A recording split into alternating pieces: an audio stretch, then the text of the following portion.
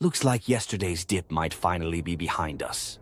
Bitcoin took a sharp hit, down around 5.5%, and Ethereum fell even harder, nearly 7%. But both have bounced back quickly, recovering close to half of the losses.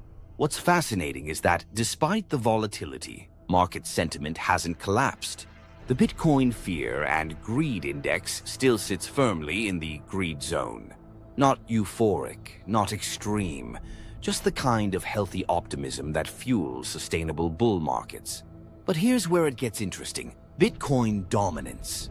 This metric, which measures Bitcoin's share of the overall crypto market, is quietly shaping Ethereum's next move. Right now, dominance is in a bearish crossover. Bitcoin's performance has been lagging. Over the last week, Bitcoin is up just 2%, while Ethereum has surged nearly 19%. Over the past month, ETH is up 50%, while Bitcoin is flat. That's a decisive outperformance. However, even with Ethereum's momentum, it's going to be hard for it to reach a new all-time high without Bitcoin first breaking through the $120,000 resistance level. At the moment, Bitcoin is testing that ceiling. If it fails, we could see a pullback to 110K, 112K before any real push higher. Looking at Ethereum against Bitcoin tells an even more compelling story. ETH has broken a trend line that goes all the way back to 2017. Historically, this kind of breakout has led to explosive gains.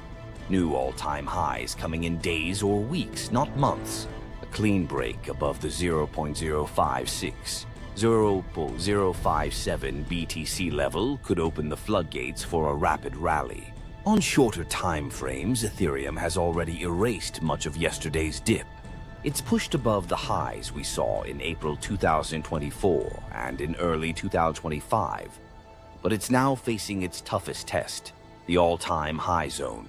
Fibonacci retracement levels point toward 5,250, 5,700 as the next major targets. On the downside, $4,000 stands out as a key reaccumulation zone, an area where long-term buyers are likely to step in.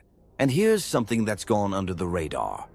Despite the dip, Ethereum ETFs saw $120 million in inflows yesterday. Even more telling, BlackRock bought $500 million worth of ETH today. That's not the behavior of a market that's losing faith. That's smart money positioning itself for what comes next. The takeaway is simple: stick to your plan, not your mood. Volatility is part of the game. Right now, large amounts of Ethereum are leaving exchanges and moving into cold storage, a sign of long-term conviction and a bullish driver for price. In my view, we're in the final leg of this bull market, but there's still room to run before the top. If you